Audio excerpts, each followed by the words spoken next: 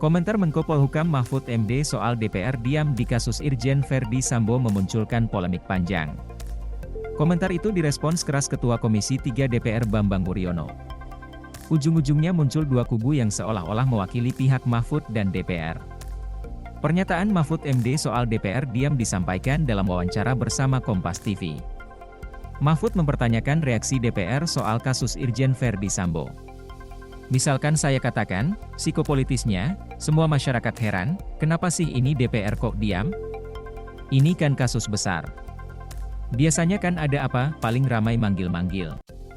Ini nggak ada, tuh, kata Mahfud, Minggu. Scroll to resume konten. Mahfud MD kemudian menyinggung istilah, mabes dalam mabes. Mabes yang dimaksud adalah markas besar. Ini bagian psikopolitis, adanya mabes di dalam mabes, itu yang punya aliansi sendiri-sendiri, ujar Mahfud MD. Bambang Pacul merespons pernyataan Mahfud dengan sindiran tajam. Dia menyindir Mahfud dengan bicara, Menteri Koordinator atau Menteri Komentator. Awalnya pimpinan komisi di bidang hukum ini memastikan pihaknya akan memanggil Kapolri Jenderal Listio Sigit Prabowo setelah masa reses selesai. Pacul mengatakan pimpinan Komisi 3 DPR telah membahas jadwal rapat yang akan dilakukan setelah masa reses. Dia mengatakan isu penembakan Brigadir Yosua, pembahasan RKUHP, hingga pembahasan anggaran akan menjadi prioritas. Pacul kemudian menyinggung soal pernyataan Mahfud yang menyebut DPR diam terhadap kasus kematian Brigadir Yosua. Pacul mengatakan, DPR, terutama Komisi 3, sadar posisi. Kalau Menko Polhukam ngomong bahwa itu DPR kok tidak ribut justru karena DPR sadar posisi.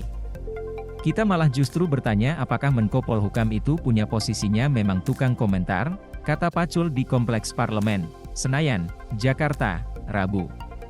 Pacul pun mempertanyakan mengapa Mahfud kerap berkomentar dalam kasus Brigadir Yosua.